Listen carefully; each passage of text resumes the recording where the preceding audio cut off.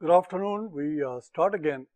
We will be doing a very important step now, that is like getting into a little bit of justifying Six Sigma and initiating a Six Sigma mission or a Six Sigma project. How do we do that? Let me start with the slide that I have here. Notice here I have restated the mission of Total Quality Management, which basically is a philosophy that involves everyone in our organization in a continual effort to improve quality and achieve customer satisfaction. That is the stated mission of TQM. And how do I really activate this thing? I have top management direct involvement. That is one of the pillars of TQM. Then we have strong customer orientation, and we have already found out the reasons for this. We have company-wide participation that also we are pretty clear about. And then of course we've got systematic problem solving, and we have continuous improvement as the theme. These are the requirements of TQM. If you're doing these things, you're doing TQM. There's no issue at all. And people would be happy to tell you that you're a Six Sigma company. No problem at all. But how long can you sustain this momentum just by basically saying this is a way of looking at things and so on, you should be customer oriented and so on. And all you're doing is you're trying to propagate a particular philosophy. That's what you're doing, without giving what we say tangible reasons for it, a tangible justification for it. So what is missing here? Missing here is money, and that is the language of business. And most managers will probably say, well, fine, I agree with all that. And in fact, it's just fine, I'm quite used to that and so on. And I know I must have orientation toward customers and so on. But you talk about all the training and so on that I have to go through, I have to put my people through all this. How can I justify that? I do not see an impact on the bottom line. You promised nothing at all. You just asked me to do these things, and you tell me that this is going to be, you must take this on faith, this is going to be good for you. So dollar being missing, dollar is something that is being absent. It becomes very difficult to justify the sustaining of TQM. It does become difficult. Where do I find the justification? The justification I find by going into something called the cost of quality. And then look at the screen here, right in the middle, right in the center, we've got something called cost of quality. Actually, it should be probably reworded. It should be called the cost of poor quality. Let's take a look at what actually is going on here. And the first thing that we see is something called external failure costs. You all know, if I produce something and if it is sold in the marketplace and it has some adverse impact on the user, something happens to the customer because of this. And in a factory, it could be that I supply him bad parts, so his production stops or it becomes defective, or he has to have a lot of rework and so on and so forth. That's an impact. That's an external impact. It's probably a pretty mild external impact. The bigger impact could be that the tires that I supply, they burst on the road and so on. Or the medicines that I supply, they are not packaged properly, so there is some pilferage and people put in some spurious drugs in the same packet.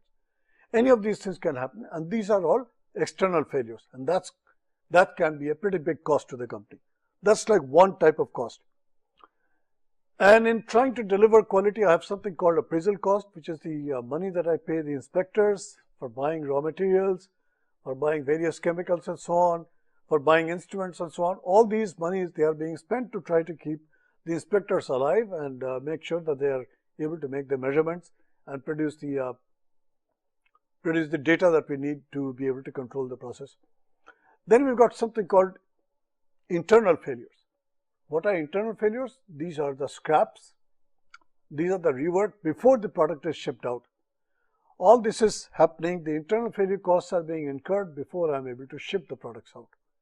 It's very important for us to realize this is also a drain on the company's money. So in fact, all these three balloons, I have three balloons here.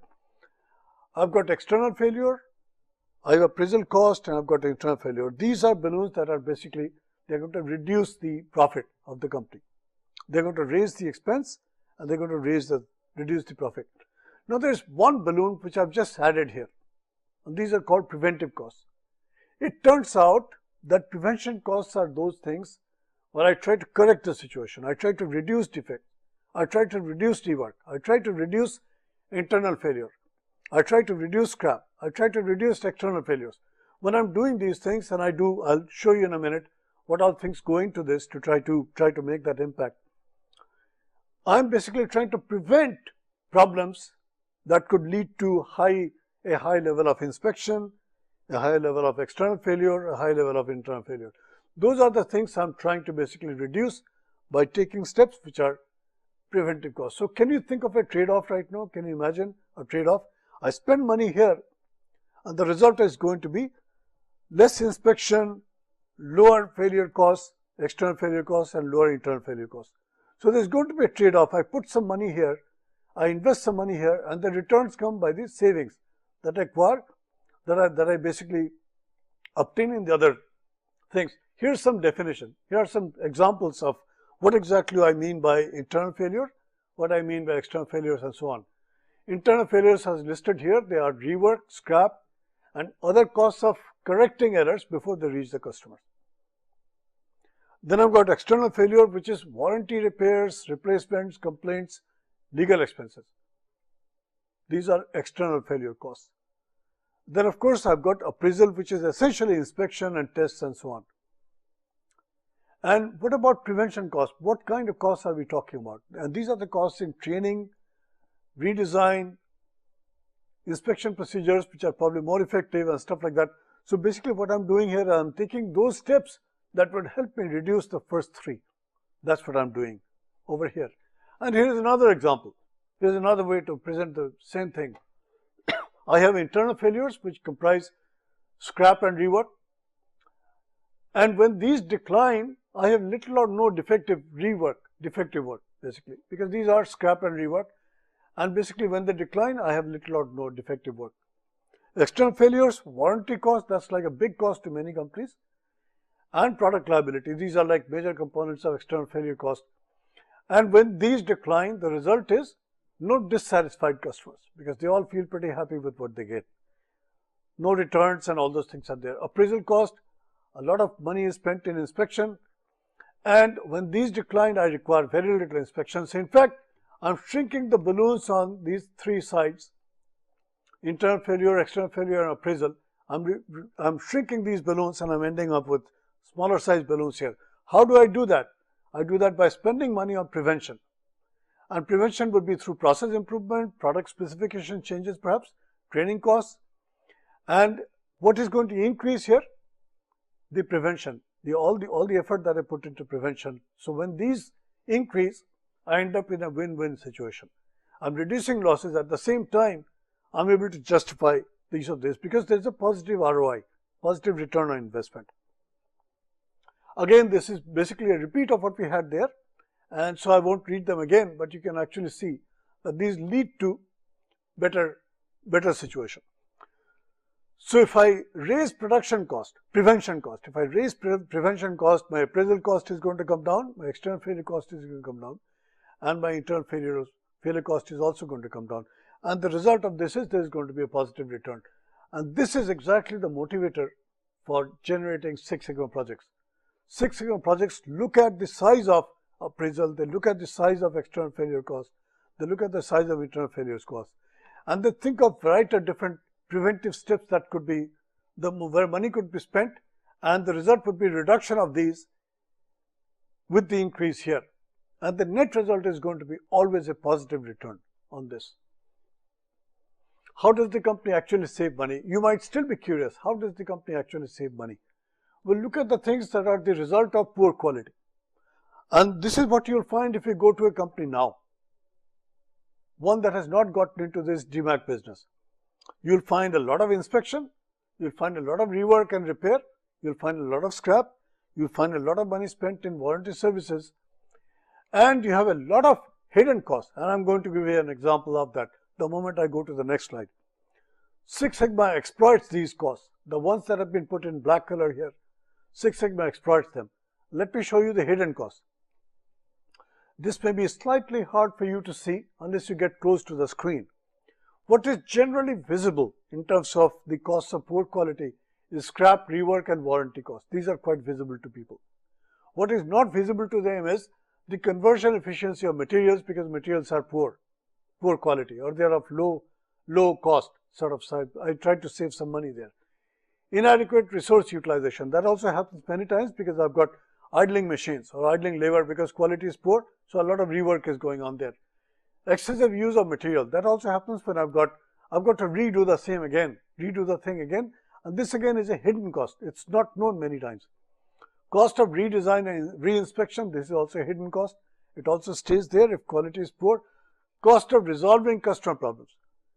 And many times we do not write down exactly what we did in trying to help the customer, what we did, what we had to do. This is something that also is a hidden cost. Then lost customers and lost goodwill. This is like something for which I don't know how you can find a tag, find a money tag for this, but this is also a major hidden cost. If you lose a customer, it will probably cost you 10 times as much to bring a new customer of the same sort of value. And also, if you've got poor quality, almost invariably you will have high inventory. In fact, if you go to a place where the supply materials is of poor quality, they will have all kinds of bins. These are supplies come from people, and they'll do some inspection there, and they'll sort them between good and bad, and they'll hold on to them till the dispute is resolved. The same thing happens on the shipment side also. When finished goods are put out there, a lot of sorting goes on. These are things that can be shipped immediately, and those other things, they have to be approved because there is some waiver required and so on and so forth. So if you have poor quality, you'll end up invariably with high inventory. And if you have poor quality, again, there are linkages between this and the maintenance of the machines and so on. If you have poor quality, invariably machines are going to break down also, because the culture is that way.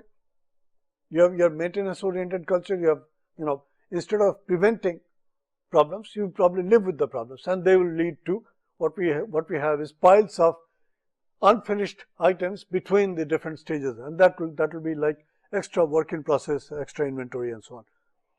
The goal of Six Sigma, of course, is to reduce defects. The target plus minus, something that is far lower than customer tolerance. Customer tolerance is basically 3 sigma. What we would like to do is the process sigma here. I'm going to explain this to you in a.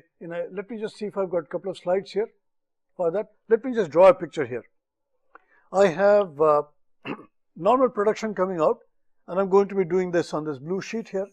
I've got normal production coming out here, and let's say my normal production, this is normal production, and that is coming this way. I'm going to first put the spec limits.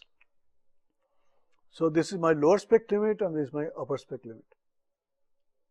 Upper spec limit, which I found out by talking to the customer, this is lower spec limit. Again, it came from the customer. I have these two. Under normal conditions, when I am producing, at a quality level which is exactly fitting within this, my distribution of my defects quality is going to be like this. This is going to be the distribution of my defects. There are very few on this side, very few on this side. These are actually at percent level. The defects are at percent level. When I'm fitting exactly in the middle, and in fact it turns out if the standard deviation of this distribution, this is my raw production. If this is sigma, then the distance from this midpoint to this point is going to be 3 sigma. 3 sigma this way and 3 sigma this way. And I'm right in the middle. The target is right there. This is my normal production. This is not 6 sigma production. It's actually 3 sigma production. Because the midpoint, the target is 3 sigma away from the nearest specification limit. This is 3 sigma production. So I'm going to tag it 3 sigma production. 3 sigma production.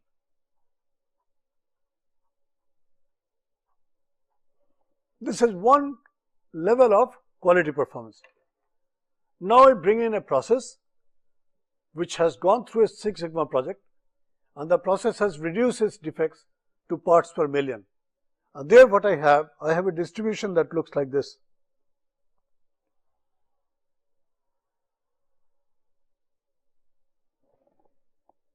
And clearly this curve, this distribution is much tighter when compared to the other one. So let me draw this green sigma. Green sigma is here. And what I find is that the green sigma chart, it starts from this point to this point, and only up to this point is 3 sigma. And again from this side to this point is 3 sigma. And then beyond that, there's a lot of space left. If this is a sigma, if this is a 6 sigma process, then the distance from this point to the spec limit is going to be another 3 sigma and also another 3 sigma this way. And let me explain what is going on. My new process, which is this one, which is the 6 sigma process, the midpoint of that process is 6 sigma away from the nearest specification limits. 3 sigma plus 3 sigma is 6 sigma. The distance from here for the green process is 6 sigma. And the same thing happens on this side also. I have a distance that is 6 sigma. 6 sigma, notice this is for the green process. So the green process indeed is a 6 sigma process, because from the midpoint, the average of the process and the nearest specification limit is 6 sigma away. Okay, now let's start looking at the impact of doing this. It did cost me some money to shrink a process which was initially at this stage to try to make it a 6 sigma process. In shifting a process from there to there, this change here, it did cost me some money. In fact, I shrank the process on both sides. I reduced its variability. If I did that, what exactly is the impact? Let's take a look at the impact. If you look at the tail of this, if you look at the tail of the green curve there, and if you take the tail out to the upper spec limit on this side, and if you take the tail out on this side to the upper spec limit on this side, this tail here is at parts per million level. And this tail here, the defect level there also again has parts per million. You know why? Because the curve has shrunk, the green curve.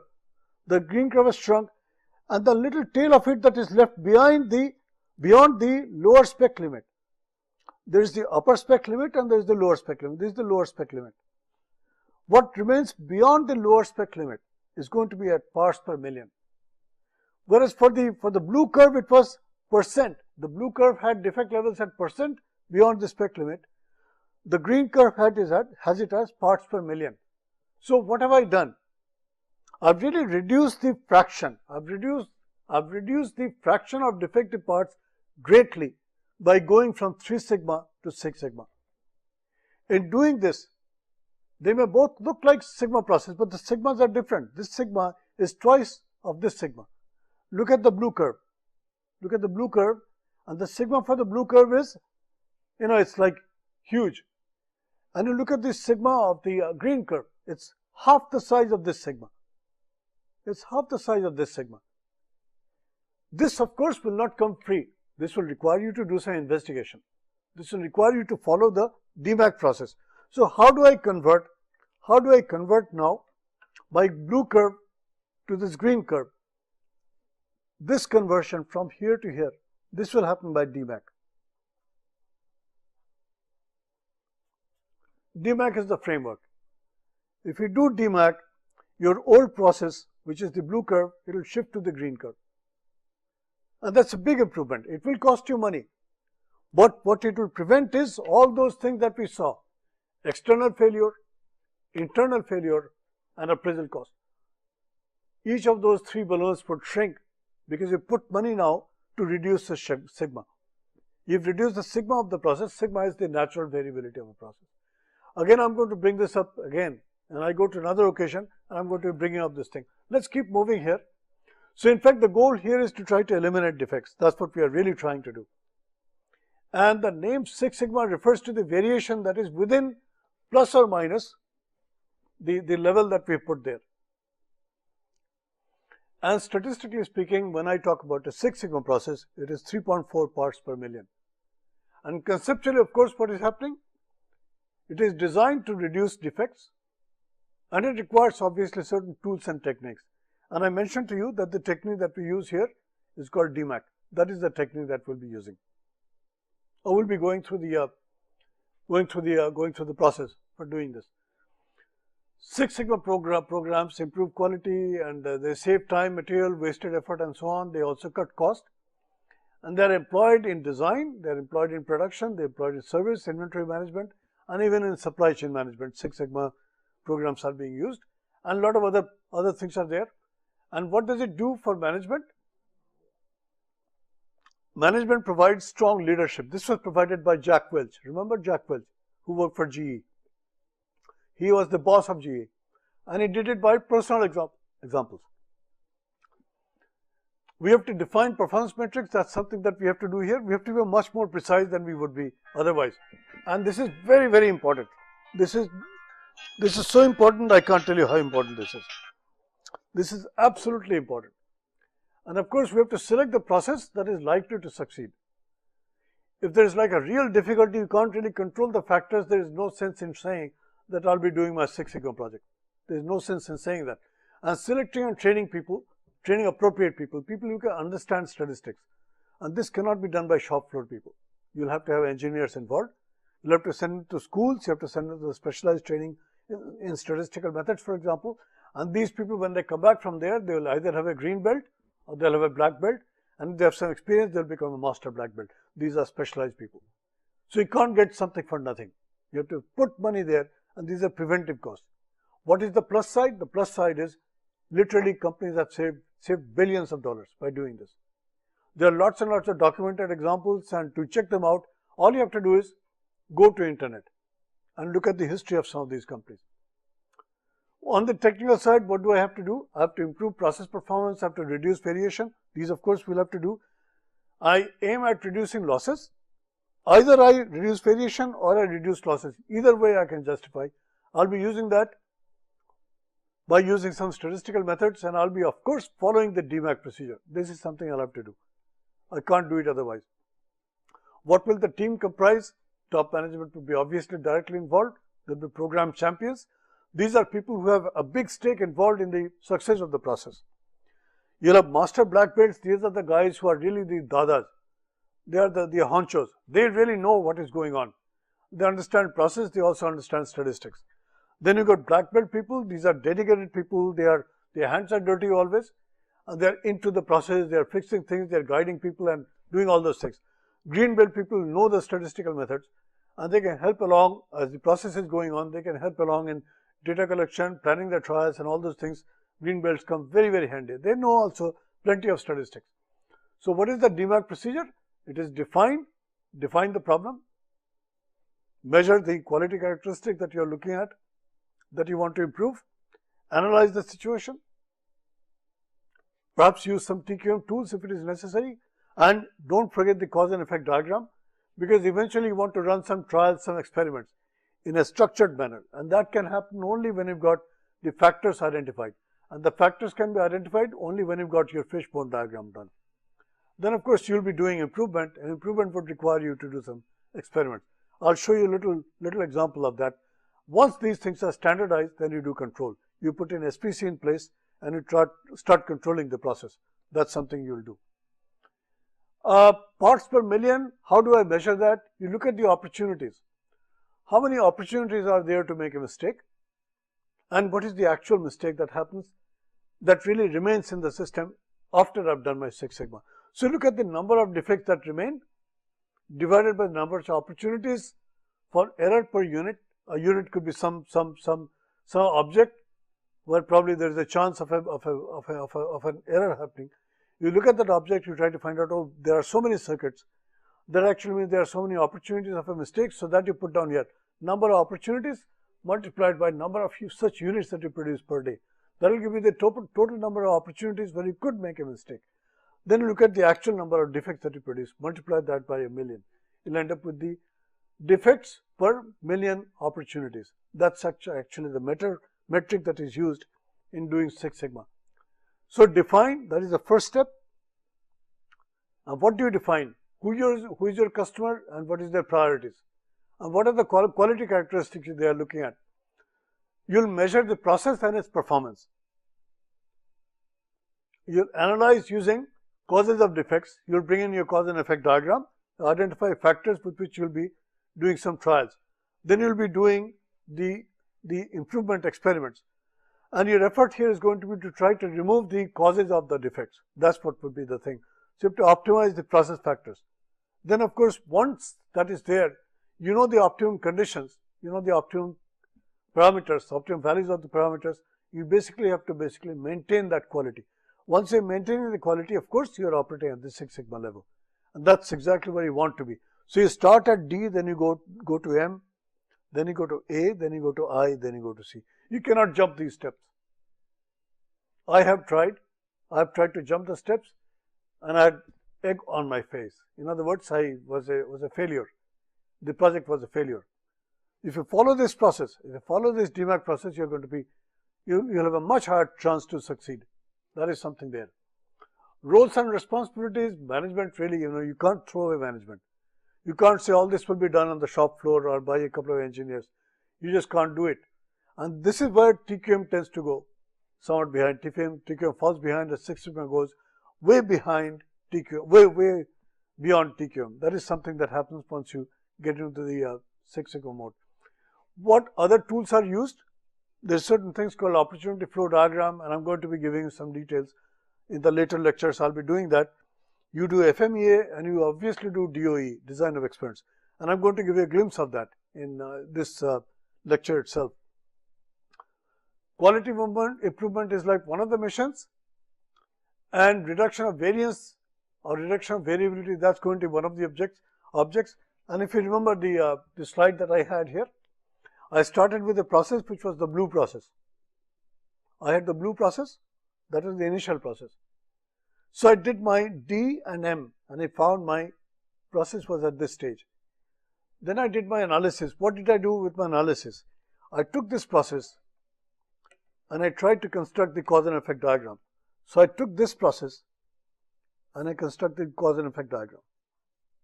This is what I did with this process. And I located the various things that could be going wrong. And that is like this thing. I have factor A, factor B, factor C, factor D, and probably some noise factors also. Those are there. And my response is here. Response or Y or quality characteristic that is there. Basically, that is the output that I would like to see. When I'm constructing this, I'm in the analysis phase of DMAC. Once I've identified the factors that I'll be playing with, I'll be moving to I, and I'll be planning design of experiments. So here what I've done, I've basically tried to reduce variability. Initial variability was the blue sigma, which was high, and I brought it down to green sigma, which is a smaller, which is a tighter process. It's got a higher precision. So here I've reduced variability. I've taken it from here to this level. And there is another approach to try to apply your Six Sigma logic. You look after waste reduction. Try to find out where your waste is and you try to reduce that. And the Japanese call it Muda. Muda is waste reduction. And basically this is also another approach or another strategy that you could utilize when you're doing Six Sigma. You could do that quite easily.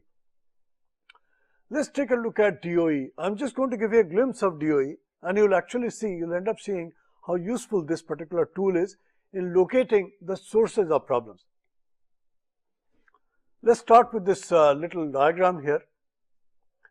And if you're sitting in front of me, I would probably ask you a question. And let me ask you the question anyhow. On the right hand side of this diagram, I have my digital watch. You see my digital watch here? I'm showing you my digital watch. I have this digital watch sitting at the right hand side of this diagram. This is the digital watch.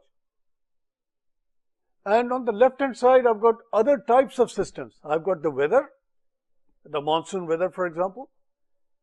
Or I could, talk about other things that are unpredictable. I have the economy, and no one really knows where today's economy is going.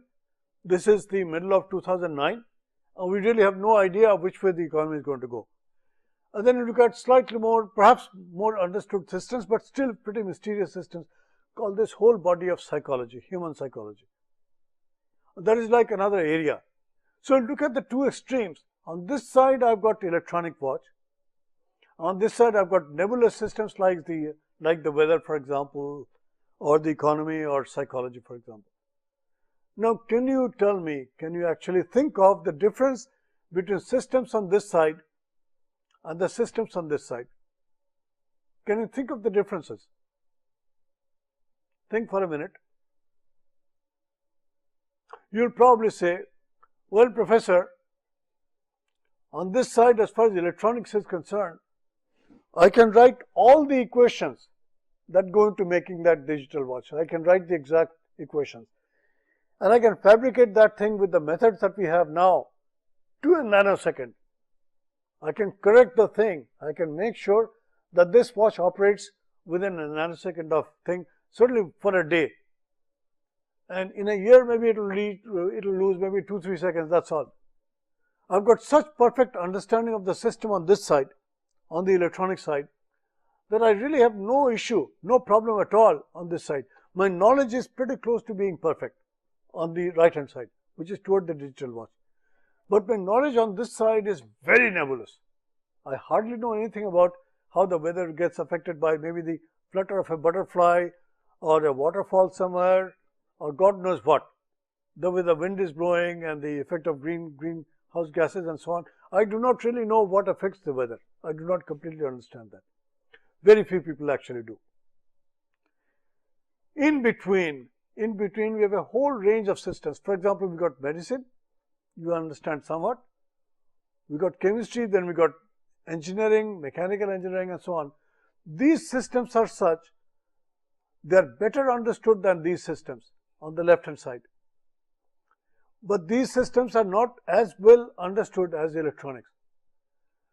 I do not really have good equations in medicine or chemistry. We have some equations. And in fact, how are those equations formed? Sometimes, of course, you got pure theory, like Ohm's law, Kirchhoff's law, Newton's law, and so on. And those could lead to some degree, they could lead to design of systems based on basic theory. And those are the product of a lot of basic research. And they have produced that body of knowledge. And we can utilize those equations then to design systems which are near perfect, for example. In between, we have a lot of things for which we have no equations today. And there, the technique is empirical, run experiments. In fact, in many cases, we normally run only one factor at a time experiment. So in chemistry, I have a sister, and she's a top-notch chemist. She works in a top-notch university, but when I talk to her, she always talks in terms of the effect of one parameter. She says, if I use this catalyst, the reaction runs faster. Then she shuts up, and then she, again after 10 minutes, she says, when I change temperature, the reaction gets slower. It becomes slower. Then again, she shuts up for a while, then she comes back again after she finishes tea. She says, you know, when I change the concentration of something, some component that goes into this reaction, I see a precipitate forming. All the time she is talking about one factor at a time experiments. Unfortunately, in real life, if you look at a cause and effect diagram, and I'm going to show you again the one which is right here, and I'm going to shift the paper a little bit so you can see the full cause and effect diagram. Now you can see the full diagram. These are the factors that are affecting this blue process. Somehow I have to take this blue process to this green process. I have to convert it. I have to make it the green process. And I have found out by talking to people and doing brainstorming that there are these 4 factors, A, B, C and D. They can all influence Y. I cannot do one factor at a time experiments here. Because there is a phenomenon called interaction. The effect of A and the effect of B, they may interact. In fact, it's very possible the effect of A, C and D, they interact in a very complex way. So if I had to optimize Y, if I had to maximize Y, or if I had to minimize sigma, sigma is something I'd like to minimize. I'd like to take this blue sigma and like to convert it to a small sigma, the green sigma. This is what I'd like to do. I know that when there are so many factors, there could be an interaction also going on, and that might be affecting the process.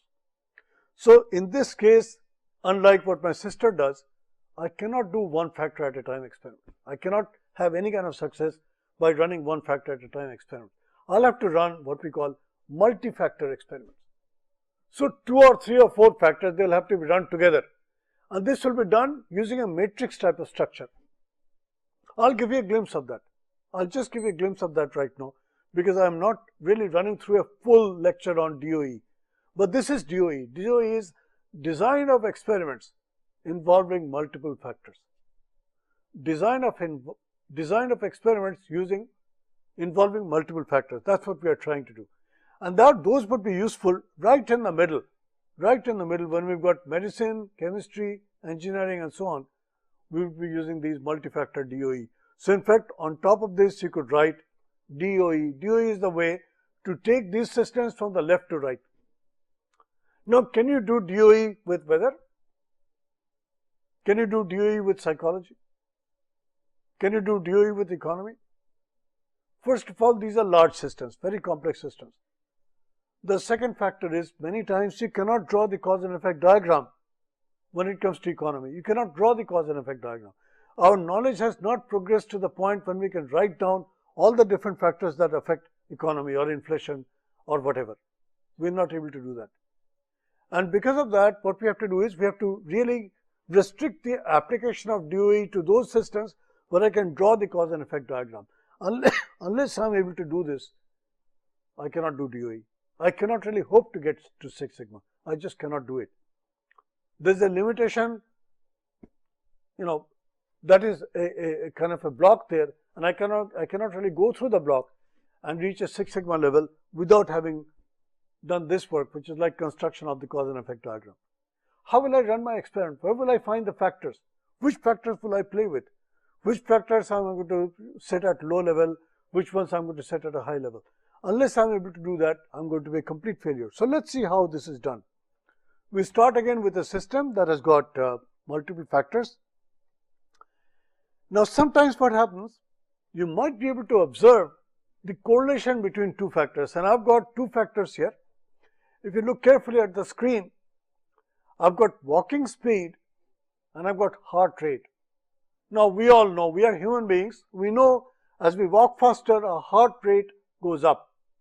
And there is a correlation here. What this is really trying to say is, if I want to control my heart rate, I can do that by adjusting my walking speed. This is kind of a cause and effect relationship. This is what this is. And this relationship here, it's a very crude one, but this correlation plot here, this scatter plot here, it gives us an idea. There is some hope here of controlling heart rate by playing with walking speed, that I could do that. This is a one factor at a time experiment. Imagine now if you've got 2 or 3 different factors, they all have effect like this. How do I find out what is affecting what? How do I find that out? I'm going to show you how. I'm going to take an example, I'm going to show you how. So think of the real system which has got a lot of variations, lot of sources of variations. So if we did the cause and effect diagram, it will be pretty complicated. It will be sort of like this.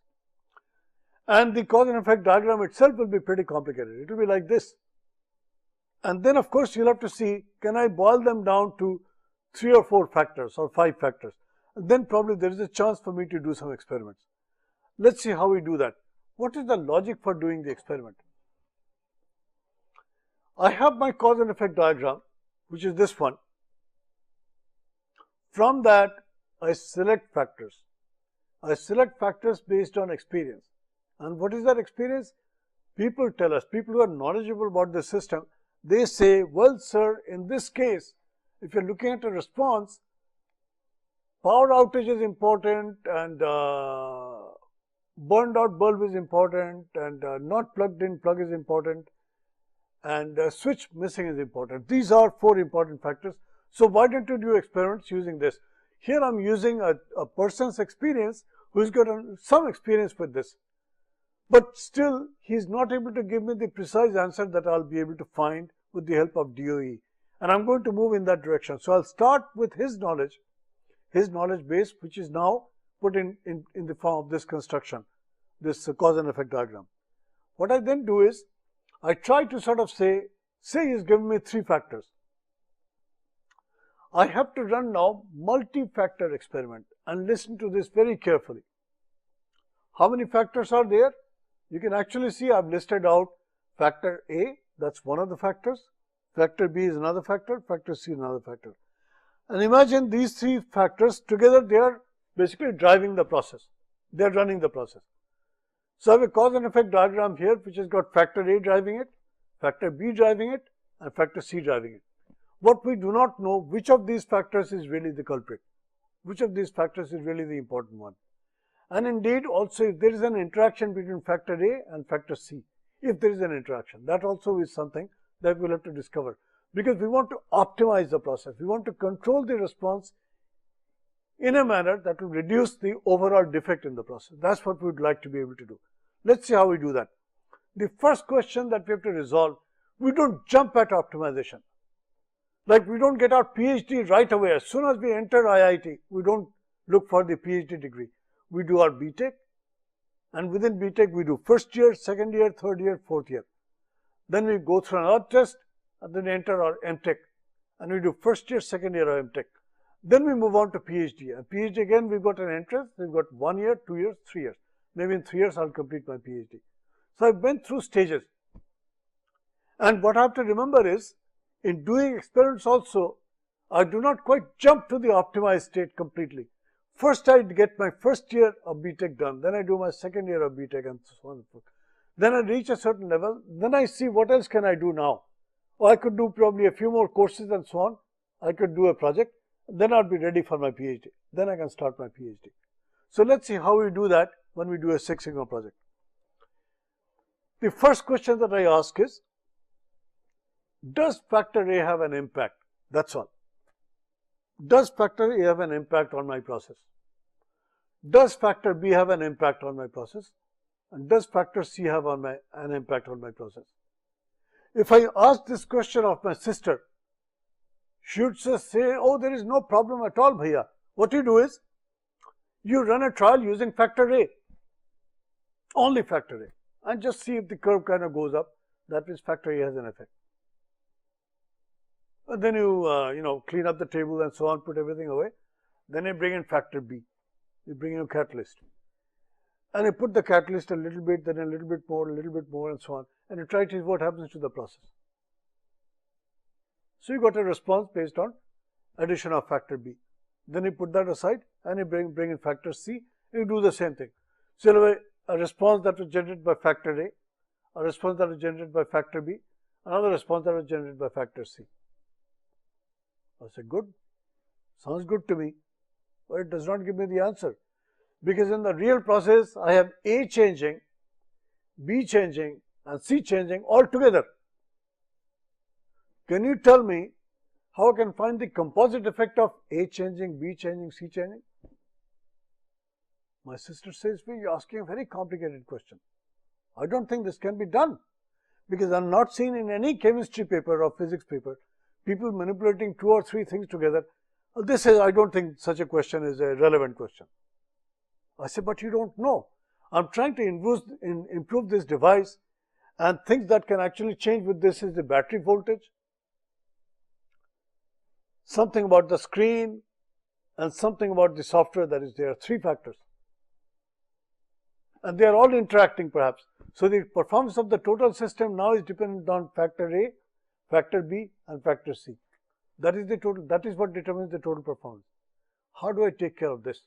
And for this there was a method given, and that is called a matrix experiment. And I'm showing that matrix experiment on the screen here. Let's take a look at it. It does look like a matrix, does it not? It looks like a box. But look at it a little bit more carefully. I have decided to use only 2 levels. Only 2 levels of A. I've decided that I'll set A, I'll run my trials with A set only at 2 levels, a low level and a high level, that's all.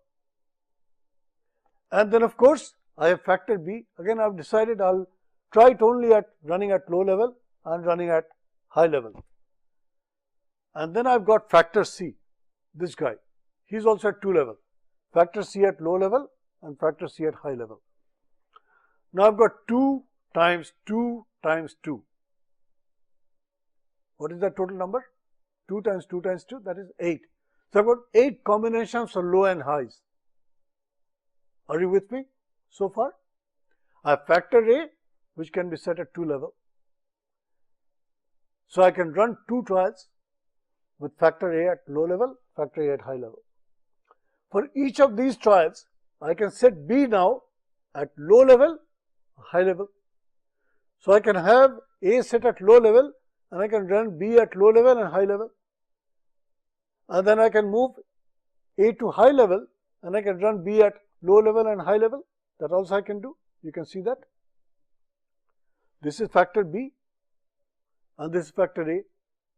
So factor A at high level, then factor B could be run at low level and factor B could also be run at high level when A is being held at high level.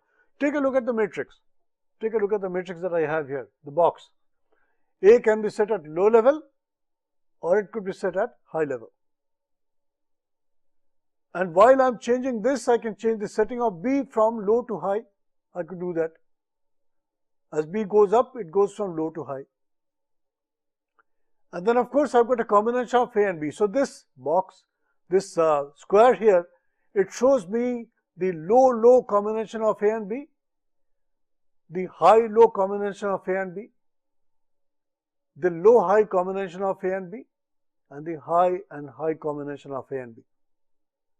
And these 4 settings, they were done with C set at low level. These are my 4 trials.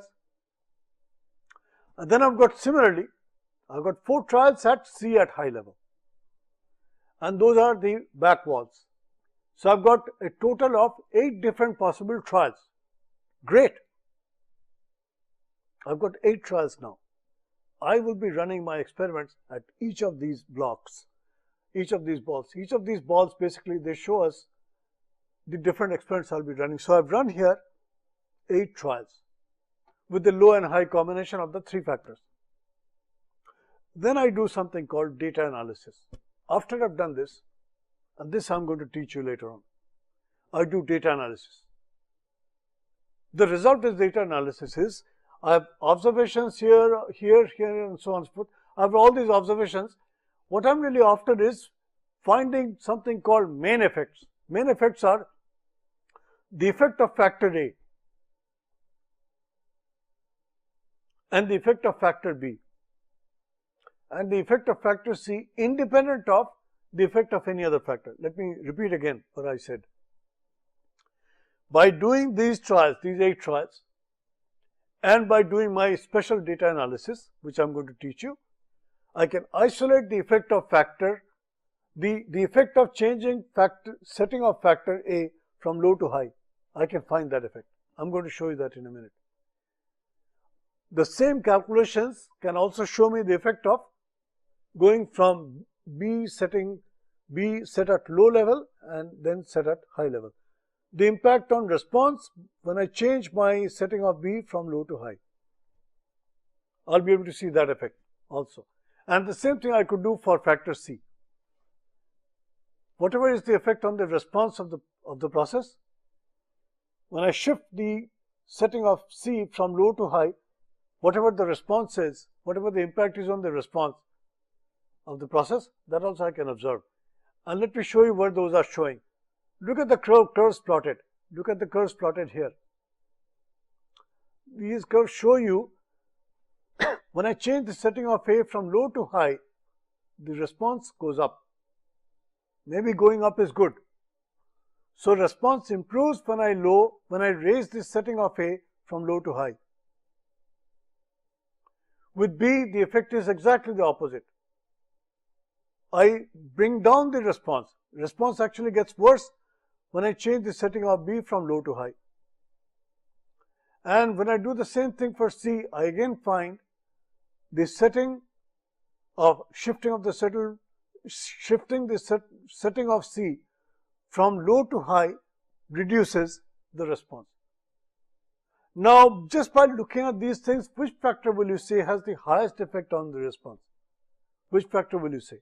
Is it A, or is it B, or is it C?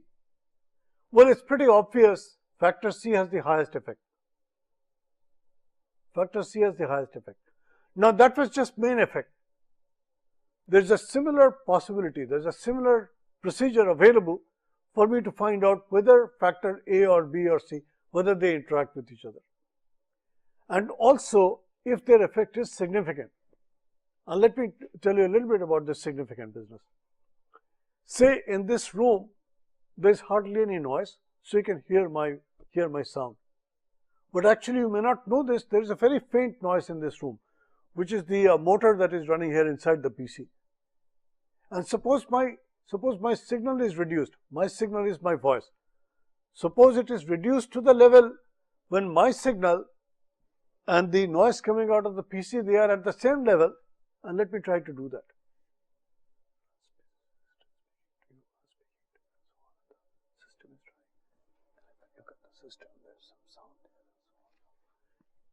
Can you hear, could you hear anything?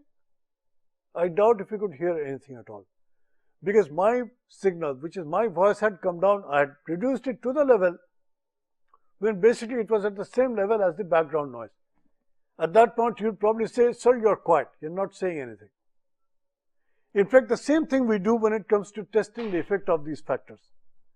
We say that the effect is strong if the effect is audible, in comparison to the background noise. If that happens, we say the factor has an effect. If that does not happen, we say the factor has no significant effect. That would be one stage. When I move from there, after finding these effects, I can go into what we call a mathematical equation, which is a predictive model. And here I put response on this side, I've got my ABC factor here. And then of course, I have constructed a model. This model can be very handy in optimizing the process. So that would be the next goal. So I did my experiment, I found the factor effects, I did my plotting, then I constructed this mathematical model. The last stage is you either reduce variation, which is like when you reduce sigma, you reduce this sigma from being blue to green. This you do by doing your experiments. And or the other thing is you could also directly reduce defects. That also is something we could do. There I'm optimizing the process. Once I've found the right settings for A, B and C, then I can do control. I can actually bring this whole thing into what we call the control mode, and I can put SPC to monitor the system to make sure it stays there. Let me show you what happened in a real application. The Nissan company, it found suddenly that the Nissan logo was falling off the cars. On the back of the car, they used to paste this logo. When the car was ready, finishing was done, painting was done, everything was okay, polish was done. Then they took this logo, which was a nice little thing that said Nissan, and they stuck it with some glue, they stuck it on the back of the car. But the customers complained by saying, these logos keep falling off, and we have to come to the dealer again, get another logo, which is not so good. And this is a big problem there. And this turned out to be a few percent of the cars, maybe 10-15% they were losing their logos. So this was an issue. So the definition of the problem D was, there was a problem with this thing. They measured it, they found about 15% logos were falling off. Then they started doing the analysis. And they constructed the cause and effect diagram, which I showed you on the tree again. I showed you the cause and effect diagram, which is this one. They constructed the diagram, and in doing that, what they found was there were these factors that could be affecting it. Addition area, that could be one factor. The other factor could be the type of glue that was used. The third factor could be the foam that was used, the type of foam that was used, and the thickness of the logo. And then there were some other factors also. The amount of pressure that was applied to stick the logo to the wall, that also was something that could be done. So this is something they started to play with. They constructed a matrix, and let me show you the matrix. Here's the matrix, here's the experimental matrix. You see factors A, B, C, D written up there. This is the logo. This is the experiment actually, and the experiment actually was done only at two levels. High level, which is shown by a plus, and a low level that was shown by a minus. And you can read the matrix there, and you can actually see the first trial. This was a matrix experiment. Just like we had 8 trials there, we also have 8 trials here. The first trial produced a gluing strength when A was set at high level, B was set at high level, C was set at high level, and D was at low level. Glue strength turned out to be 9.8. Then they changed the setting of A in the next trial, plus, that is high, high, low and low, and glue strength turned out to be 8.9. This had to be measured because this was the response of the system. So they ran all these 8 trials. Having done that, they found the factor effects. And I'm going to show you the plot of the factor effects. The plots are this. You can see the factor effects there. You can see the plots. This is very similar to what we've done before. If you think of it now, this is very similar to the kind of plots that we had before. Now we have this plot. And of course, these red circles, they are showing you the best setting for factor A, the best setting for factor B, the best setting for factor C, and the best setting for factor D. And these are real factors. They are like a process factor: addition area, then the type of glue used, thickness of the foam, and the thickness of the logo. And it's very easy for me to see that this is exactly what this is. This is how I optimize the process. This is how I end up optimizing the process. So the goal is to reach the target and to make sure we have basically no red lines, no red areas. This is something we'd like to be able to do. That is really the effort. In more complex processes, the response surface may look like this. In this case, you'll need to run more complex experiments, but it can still be done, and that has been the approach in statistics. And of course, the Six Sigma people, they use many other techniques. Everybody can use these 7 tools. Most people, they can plot the control charts, but the design of experiments and modeling and optimization, those are done generally by black belt people. They are the guys who can do those things. And the black belt, of course, is the leader, and so on and so forth. So if you read the next of the slides, next lectures, you'll be able to see that. And I have a slide here right at the end of the talk that describes basically the different stages of your understanding of the process. Take a look at that. I tell you about the state of knowledge, which could go from 0 to 8, their description, what it actually means. How will you manage production if your level of knowledge is right stuck at 2 or 3 level or somewhere there? What quality improvement strategies you'll be using, and what are the relevant tools, Notice here, I do not use SPC or DOE right at the beginning. I don't do that. I wait till I reach a certain level of understanding my process, which could be level 4 or level 3 or something. Only then I bring in SPC and DOE. Of course, when I reach the last stage, my performance is like my digital watch, which is an automated system. Thank you very much. We'll follow up in the next lecture. Thank you.